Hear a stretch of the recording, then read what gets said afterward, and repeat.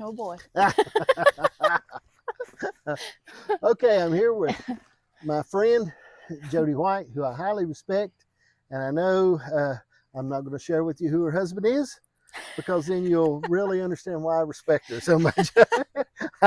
And we're not going to talk about him today. It's not about him. All right, it's not about Joe. It's about you. But I told him where I was going. He said, "John, who? What's he want to talk to you for?" Oh, ain't that male chauvinist thing? It's not all about you, I'm pal. telling you, I'm about supporting women. I'm not like Joe. I always kid about. I tell you, whenever I'm talking, sometimes if I'm doing something really hard that requires hands like Joe's got, and I'll say, well, like Joe and Dwayne, those guys have big burly hands and they're tough. I said, and when I'm doing the weather report, a lot of times I'll say, now this is not Joe White weather. Even he should stay in. Use him for an example. Okay, I said, he's tough, and my cousin Dwayne's tough. Not me. I got a toboggan on. It's 50 degrees. I'm a little sensitive toward that kind of thing. Well, Jodi, I'll tell you something. I do respect you and I appreciate you. And and this is the thing. And I'll get in this real quick, and we'll talk about a few things. I like you, but I don't. You don't know why. I don't know why. Ain't that fascinating? Okay, and I talk about this a lot. Okay, and I talked to the UPS lady about this today. I said, "Do you ever meet people you like and you don't know why you like them?" Why do I like them? I don't really know them. Okay, but then you see people you don't like, and I know you probably don't, but I see people I don't like. I said, they sort of gripe my drawers. I don't really like them, and I don't know why I don't like them. It's strange. I think I've been relating, and I've really been researching this thing hard because I got free time. I think it's because people smile. When people smile, you like them. And people old grumpy frown, you sort of think, oh, that rascal. It's funny, isn't it? Yeah, I read somewhere there the other day that just in greeting somebody that you pass, if you smile, it makes them feel accepted and appreciated. Right. I don't know. I think it's absolutely true. You know what I mean? And I think that when we meet people that smile, got a smile on their face, and you see them and I know some people have a natural frown. And I've had friends in the past that had their mouth sort of went down a little bit and had a natural, but they were nice people. Once you get talking to them, they're okay. Yeah. But that thing about that is it's a funny situation.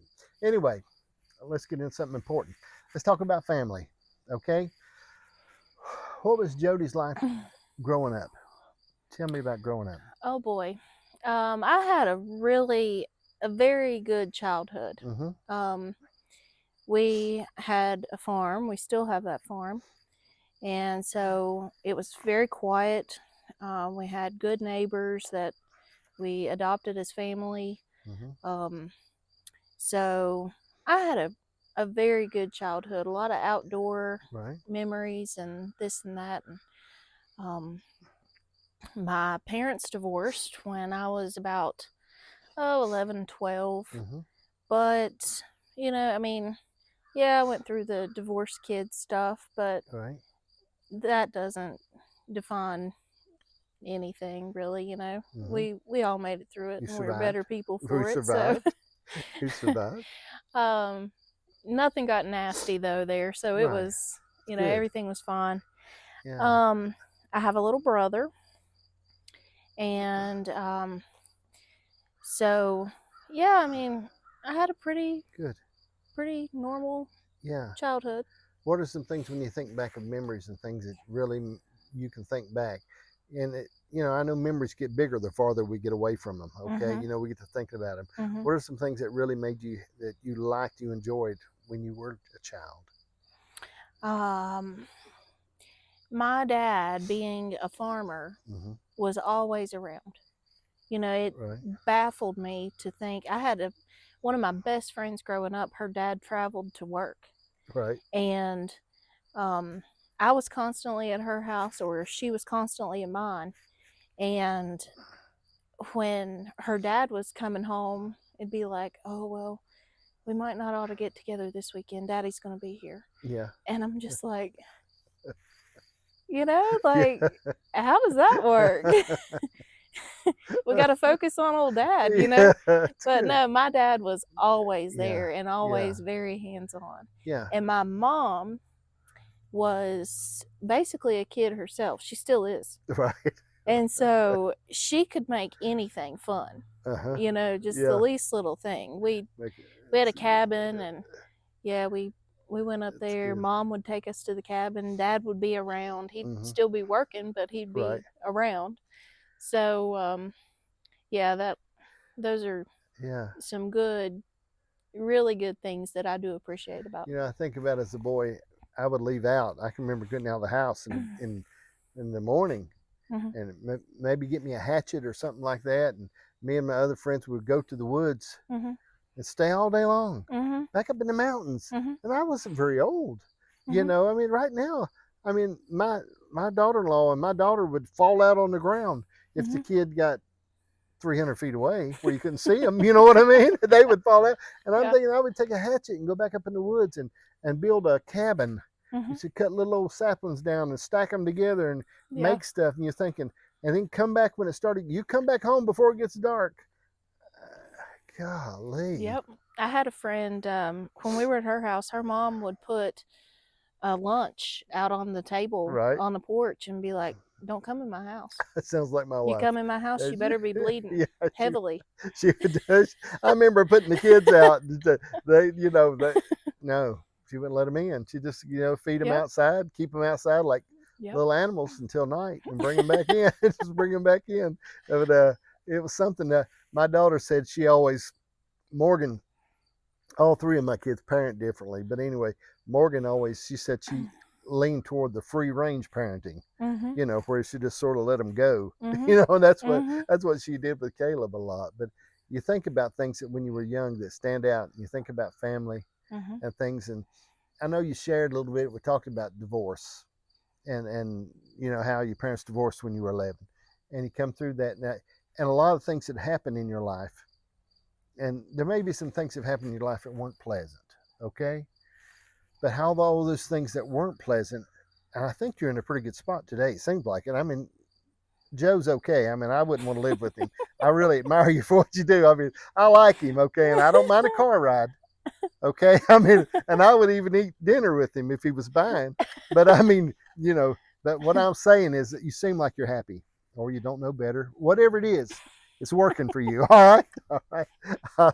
No, I'm not kidding. Ignorance is bliss. Yeah. We're going to get in trouble because Joe can beat me up. But what I'm saying is, things in your life that weren't pleasant brought you to this good place you're at now. Isn't that funny? And we didn't like it. Obviously, I'm sure you didn't like those as unpleasant things that happened, but they brought you to this place you're at. I watch reels. Now Joe, he watches the TikTok. Right. I'm not much on TikTok, so I watch reels, and I'm ashamed to say it, but I really don't know her name. There is a woman preacher or motivational speaker, whatever she is. I don't even, whatever. Anyway, she gets very animated. And just yesterday, I was watching her, and she said, you had to go through this to get you to where you belong. Right.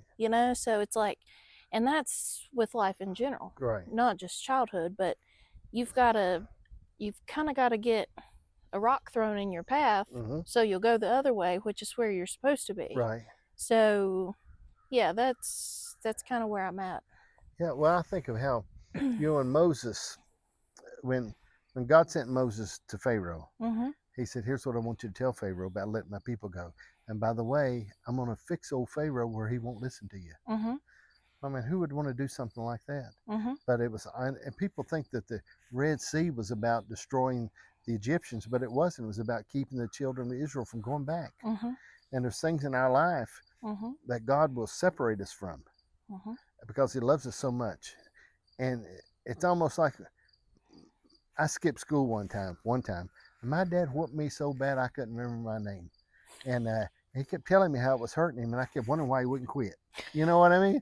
And so, I think about those things, but it helped me because I didn't do it anymore.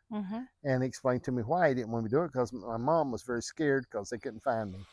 So I think about things in our life that maybe you've been through, and you think about it. And I tried to explain this to Joe, and it didn't go over good at all. We talked going down the road about it one day. I said, all that stuff you sort of get upset about brought you to this great place you're at now, with this family you got now, and things going on in your life now. The things that you despised, that you thought were so awful, was really God bringing you to the point you needed to be. Don't feel any better though. Okay. No, it's still, there's everybody's got their scars, but yes, ma'am. You have to accept that you had to go through some stuff. And it's like addiction recovery. How does anybody help an addict if they haven't once been there themselves? You got to go through some stuff to be able to know how to help people. So it's tough.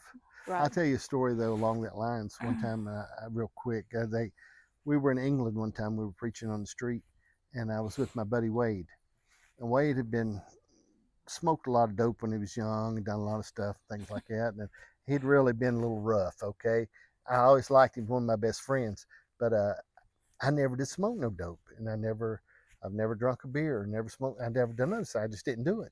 And one time I did get a cigarette a guy gave me, and I put it behind my ear till nobody seen me, and I dug a hole and put it in the ground because I knew I'd go to hell, if I had that cigarette with me. So I dug a hole, and I knew the Lord couldn't see it if I dug a hole. And I tried to cuss early on when I was real young, and I get the words in the wrong spot, and it sounded so silly.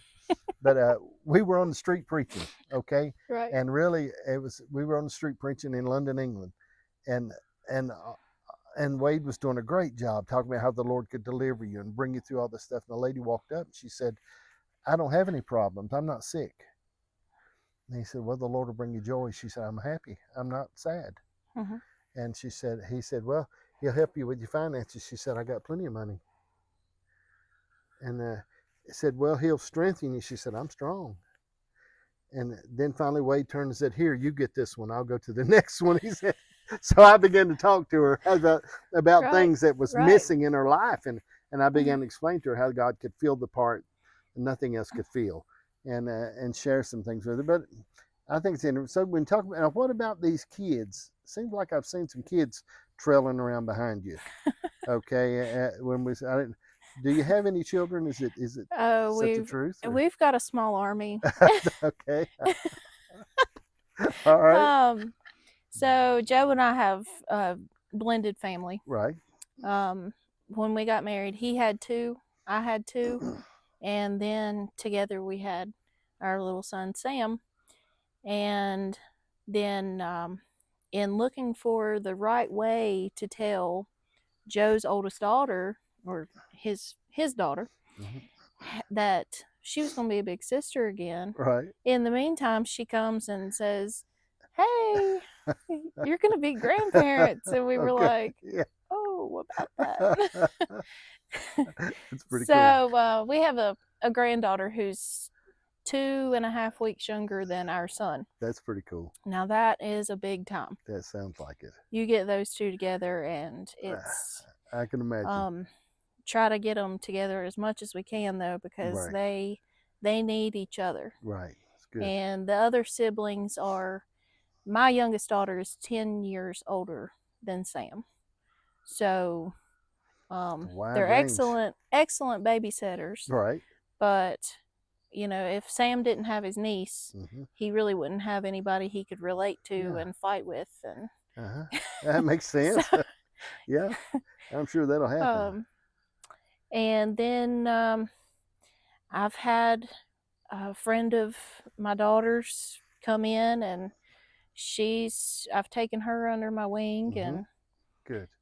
So yeah, we don't have any shortage. Well, that's children. Good. It's good to have a heart for that. I mean, it really is, and it takes a lot to do those things. I mean, and we can talk about it all we want, but so much responsibility falls back on the woman to have that heart and do those things. I mean, Joe is pretty cool, but I mean, I'm sure it falls back on you to have that kind of heart. I mean, that compassionate, tender heart. Well, sometimes you just have to put your foot down and say, Right. "This is what we're doing." Yeah. Okay. Exactly. Janice does that to me. And no, she works. She's not the same age as the girls. Right. She's just a friend of theirs, Good. and so she works and she helps us. And I've found her a couple other little jobs, and Right. she's got some things she's interested in, Good. and so she's got herself into some classes, and That's real good. so I'm just tickled with her. Well, it's good to have. You know, when I was a boy, it seemed like we raised a lot of cousins. Mm-hmm. We used to have a lot of cousins that lived with us and Mm-hmm. stuff like that. And, Mm-hmm. and you're seeing a lot of grandparents nowadays raising grandchildren. Right. That's a job. Right. And that really can. I mean, I wouldn't even want to think about how hard that could be. No, it's I hope that we're never put in that position. Right. But you know, you don't ever know what's going to happen. Can't tell what might happen. Right. You really can't. Okay. The worst. Somebody told me one time. Sorry to interrupt. Sorry. Somebody told me once, "Don't ever say my kid won't do that," because there you are, and your kid is never like never before. I'll tell you this because I don't have to give names, but I had a friend of mine who let's just call him a friend of mine. I won't tell about his vocation. But anyway, he was telling me, but he had a real pretty daughter, blonde hair, really pretty old girl. He said, "I'll tell you what, my daughter, if a man comes to my house, a boy comes, he was a blah, blah, blah, blah, blah, blah, blah." He said, I listened to him talk a while. I thought, man, because, you know, I've got daughters. And I'm thinking, so I told him, I said, you know, I really think it's cool what you're saying. I think those are really strong words, and I admire your leadership and your tone. I've said, but that little daughter you're talking about that you think so sweet, she'll climb out her bedroom window at midnight and go through the snow to meet a boy on the corner.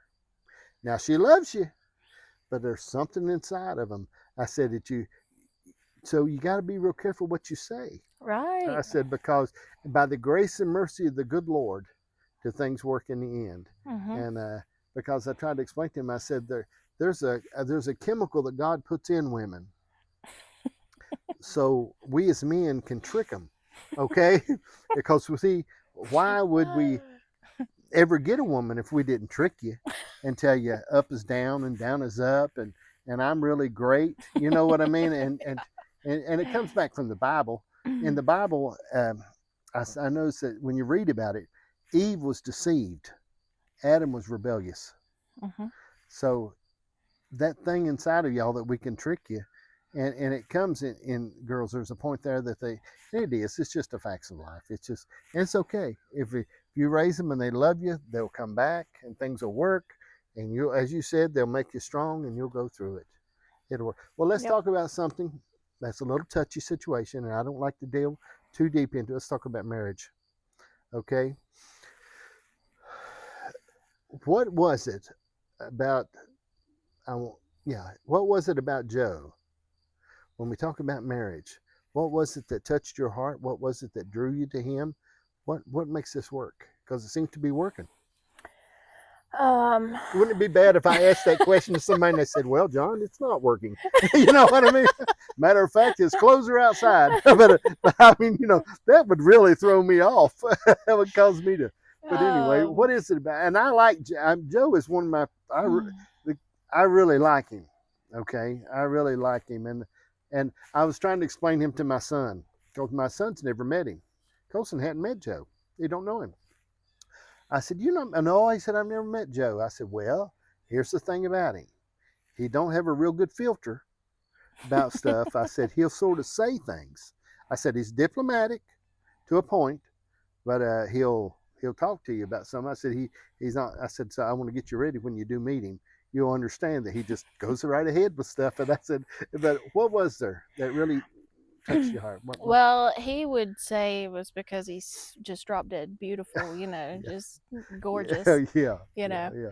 No, I don't know. Joe and I had been through a lot of similar things in life. Right. And we'd known each other for years and years. And then we kind of got to talking, and one conversation led to another, and I don't know, We like a lot of the same things. Right.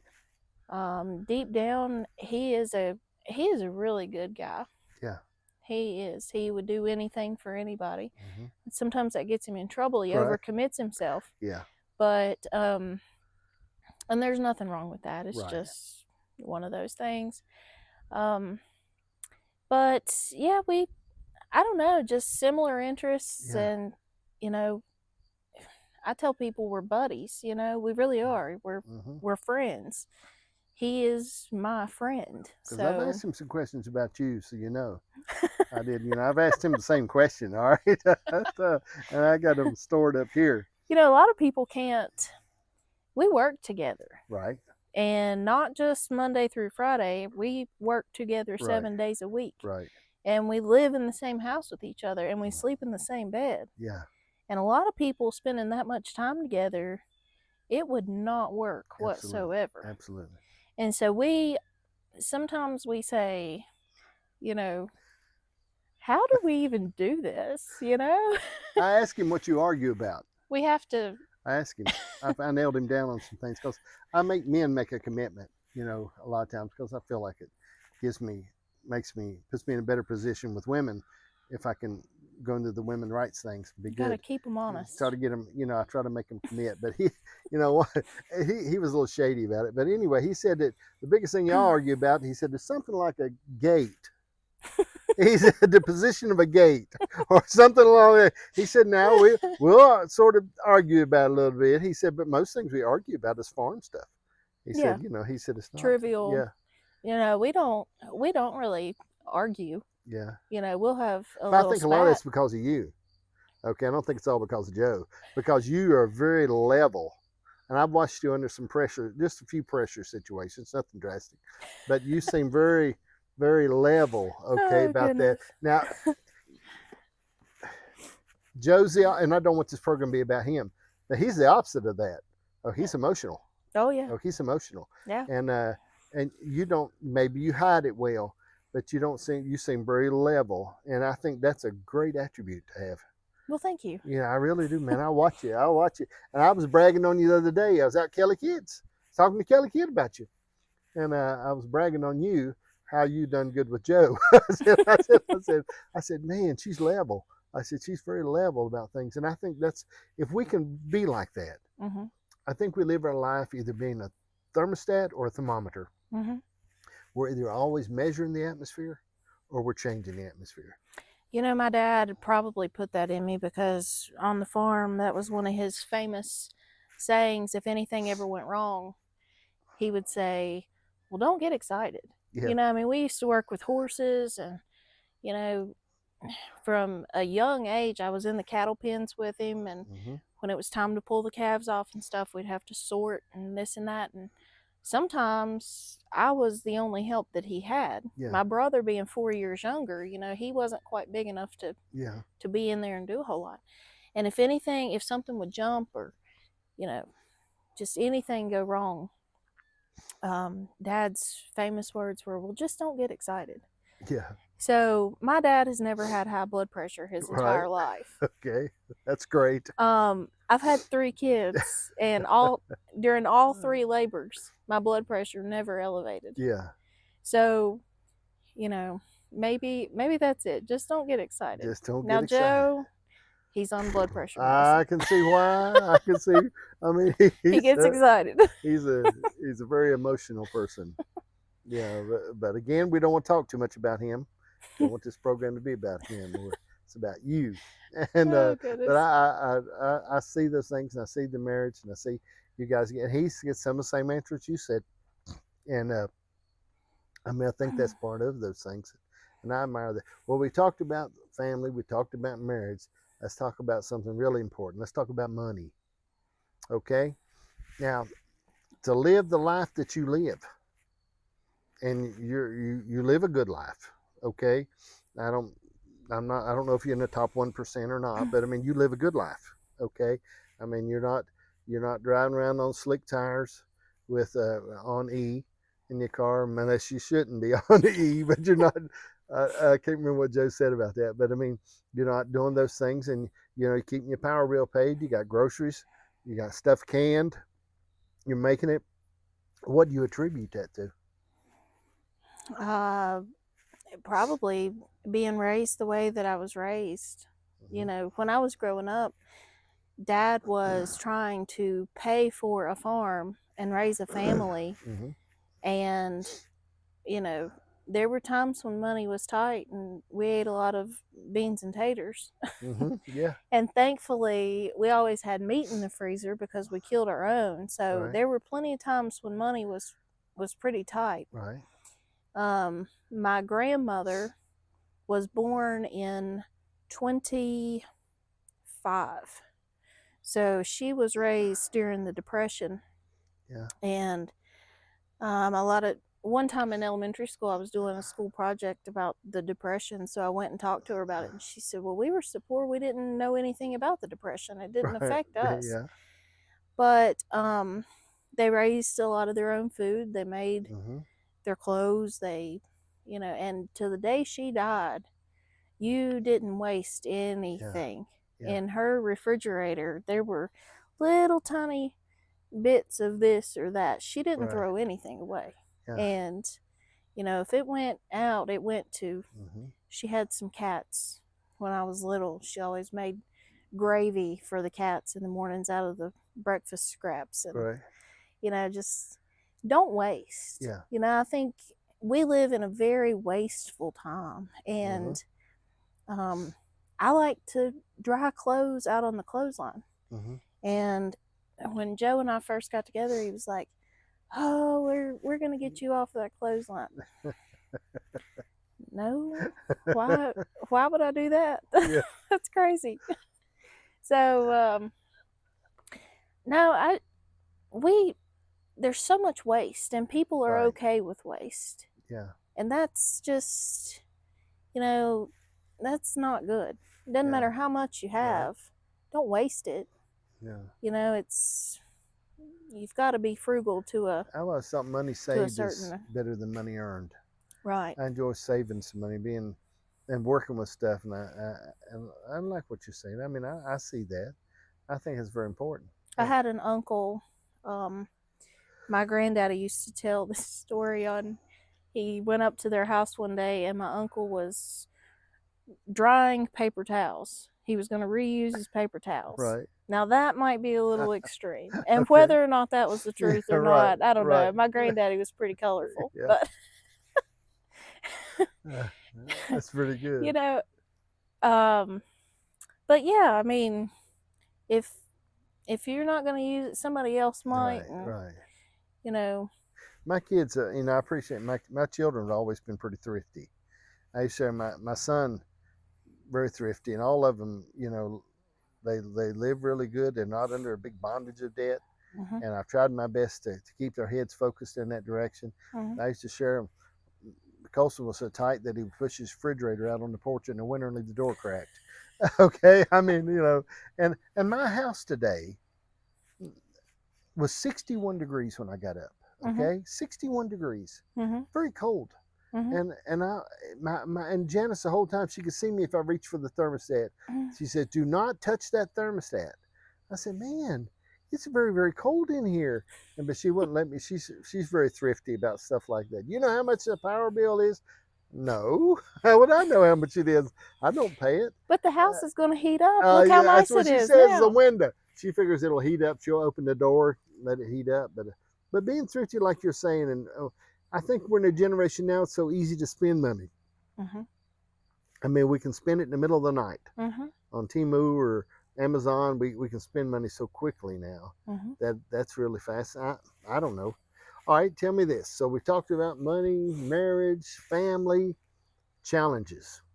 When you think of Jodi today, and you think of things that really challenge you in your life, things that you want to push through and do better, and be better at, either it's working or farming or children or what do you feel like challenges you right now? Sometimes I need to try better on keeping my mouth shut. I'm a little quick on that. That's pretty honest. Okay, go ahead. Dig a little deeper there so I can give this copy of this to Joe. Go ahead. No, sometimes I I say things before I really think it through, or That's honest. and I'm very straightforward, and I mean well, but I'm a little too straightforward sometimes. That's kind of a hard pill for some people to swallow. And to be honest, it's not a good attribute, is it? Not, it's a little tough. Yeah. You know, we like to say it. I'll see what's on my. I've heard people brag on saying what's on their mind. I said, man, you can change your mind, but you can't change what you say. After it's out there, yeah. If Janice says, "Does this make me look too fat?" I mean, what am I going to say? You know, huh? That's what I say, because I'm thinking that you, and what you do, you're talking about how you can be too forward and say things like that, and when really that's a good challenge to have. Yeah, I mean, if you're just doing your own thing, I mean, that's fine, but you know, sometimes you need a relationship to put you to another level, or you need and not a personal relationship, you know, somebody you meet. Yeah. You know, you might need for them to call you on your stuff. Yeah. Sometimes, I mean, yeah. But we don't like that. I don't like it. Right. But we need it, don't we? Right. We need people. We need people in our life to make us reach up just a little bit. Right. Yeah. You know. So, if you had to make a commitment today, saying this is what I'm going to do different. This is what I'm going to change. This is what's going to make me better. Don't make me do that. Well, legally I have to, okay, for Joe's benefit. But I mean, I've had husbands commit to everything, and I know they ain't going to do it, like picking up after themselves and stuff like that. But you know, and I made Joe on some things. I drove him on the line on a few things. I know he won't do it, but if you had to, if you thought, well, this is what I really like, I'm getting ready to do this. I'm going to go to the YMCA for 30 days. I'm only making a 30-day commitment. Now, I've got a treadmill in the house and stretchy things, and I've got all kinds of stuff I can do, but I feel like I need the structure. But I'm only going to commit to 30 days. I'm going to pay my $38. 30 days, I told the lady, cut me off, because then I won't feel like I failed if I can't continue the process, because I only commit to 30 days. So I'm going to make that commitment and try to do that. That's my commitment. I'll edit this part out. But I mean, for you, okay? For you, okay? I say, I'll commit to something, and I'm committing to buttoning my shirt better. Something easy that I can do. But you, if you thought about it, I mean, what do you think you can do? I've been working on that. I'm becoming a little more aware. I guess that's why I've said that. Good. You know, I'm doing better. Yeah, you think the rubber band on the wrist might help? I see people do that. It might. It would help me. Every time I ate a cookie, I slapped that. I wouldn't want no cookies. Okay, so the commitment you're making then is to sort of tone down the saying things a little quick. Yeah, sometimes you have to think things through, or just maybe think them and not say them. You know. That's that. You said that real soft and gentle, but that's a great thing. Think things and not say them. Right. Yeah, I like that. Okay. Now, for you to be happier, what would make today? If I could say, hey, Jodi, I've got a special peel. I've got a little drink in this bottle here. I've got some stuff I mixed up, and it's going to make you happier. What would make Jodi happier today? Oh boy, I don't know. I'm pretty peaceful, you know. I don't. Right. If it bothers me too bad, I just avoid it. You know. Good. Oh goodness. As of late, I've been really concerned about some of our neighbors down the road. Right. I'd like to see a good solution to the issues going on with the victims of Helene. You know, just the division that's in our world, and you know, let's all get on the same page. Let's all just be Americans and do our thing, and you know, and I know that's a pretty big picture. Oh well, it is, but it makes sense. But you know, really, I'm pretty satisfied. You know, I've got a healthy family. I've got a pretty good thing going right now. So. But you got teenagers coming on, don't you? Yeah, I've got. So we're going to revisit this in a year or so. Yeah. Yeah. That is, and you know, but that doesn't mean it's bad. Okay. I mean, I think if you raise kids to a point, you know, they're gonna. It doesn't mean it's a bad thing. I mean, but there'll always be challenges because things are really important to them, and they may seem trivial to you. Mm-hmm. And I know you may not be trivial, but it'll seem a little trivial, but things are bigger to them. Mm-hmm. That's going to be a challenge. It always is. Right. Yeah. Again, you have to take it day by day with those teenagers. Don't get stressed out. You can't say they're not going to do that, or they're going to do this or whatever. Yeah. You know, we don't know. We just have to take it a day at a time with them. I think it's great. I mean, and I think it's hard to grow up without having kids. I really think it's hard. Yeah, what would you do? I mean, I've seen people try, and I'm thinking, gosh, to you, and I've seen, and listen, if you don't have kids out there, don't mean it disrespectful toward you, but it's like saying you don't know how to train a Doberman unless you had one. Okay, I mean, so with kids, there's a certain challenges that come that make you become so small. You know, when you see their issues and what they need, that can be, and you have that to come. And it's good. You know, it always helps us grow up and do just a little bit better. All right. So in closing, though, and I don't mean this disrespectful or mean toward you, because I like you. I like you. But, I mean, I think sometimes that you're under the impression that you can cook better than me. And I think about that. And, you know, and I think, you know, and I don't mean it mean, okay? Again, I don't want Joe beat me up. But I don't want you to say, I'm going to have my husband come over and beat you up, okay? But I mean, you know, and I know you're pretty good at some stuff. Yeah, you do your little canning stuff.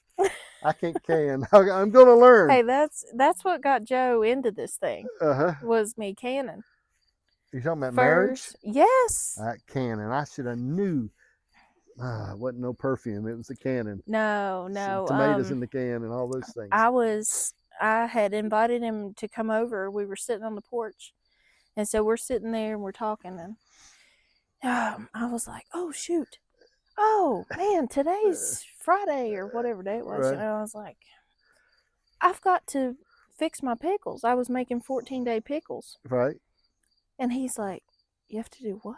And I was like, well, come in here. I'll show you. I was like, this thing's kind of heavy. I might need for you to hold it for me or something, you know? Yeah. You care to help me? Made him feel really fine, okay. Strong. Well, he said he came into the house, and then all over the counter there were jars full of stuff. And right.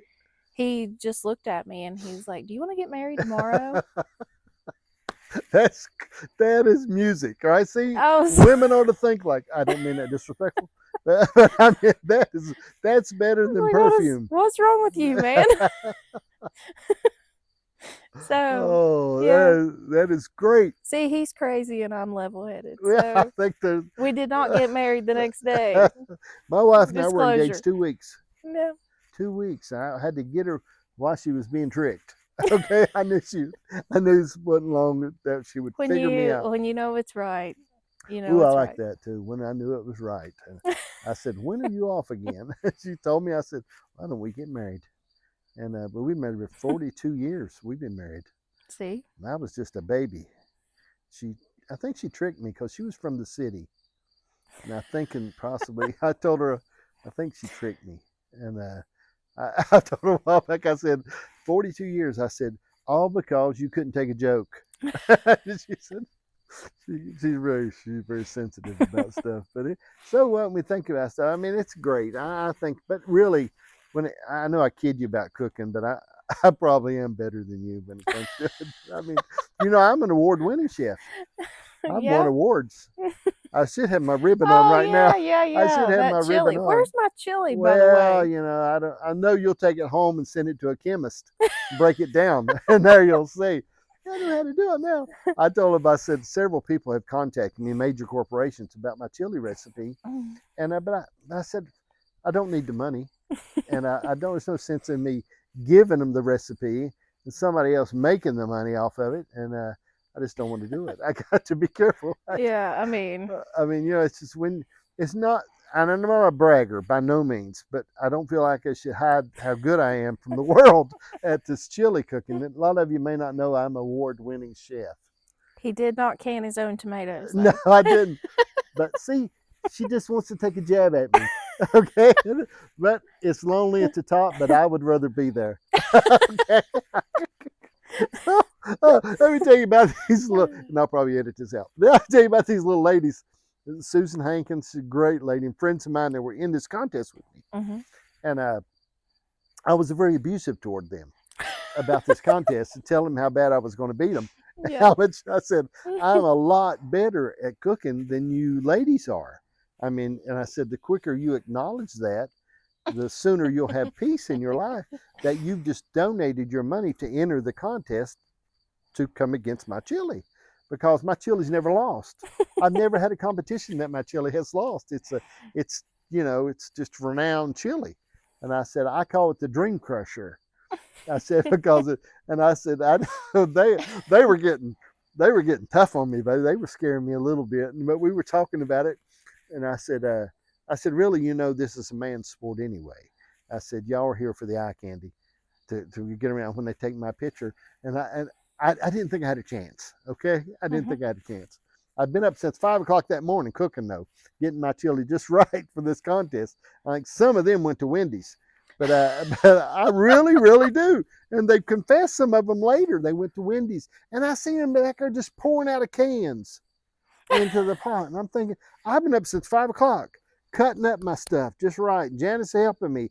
And I got up there working around the kitchen, getting my stuff ready. Bought a special crock pot. But anyway, and then when they had the ribbons standing there, and they were going to announce the winner, so I went over and said, "You want to go ahead and give me my ribbon now, so everybody's not embarrassed?" And the lady said, "Would you just have to wait till we announce it?" Then they called my name out as the winner, and I thought, "Oh goodness gracious, I've been very mean to all these people." And I said, "But I won." I was so happy. I said, "I have to retire now. I won't cook no more chili." But it was good. But anyway, you are really a good cook, and I've seen some of the things you've done. Okay, and the cornbread, I had a little issue with my cornbread, and there's things that you're good. I admire the canning thing. I really got to learn how to can, and I may lean on you some for this direction because I'm a little afraid. I don't know. I was afraid of spaghetti for a long time before I ever got to where to fix spaghetti, because I didn't think I could get it done. Janice told me throw it against the wall, and I said, I'm not throwing spaghetti against the wall, and to see if it's done. So, but canning scares me because I don't want it to blow up. I don't want to poison me. Okay, I don't want to get it out there in a year and it be full of mold on top and be all scared. But I need to try something simple.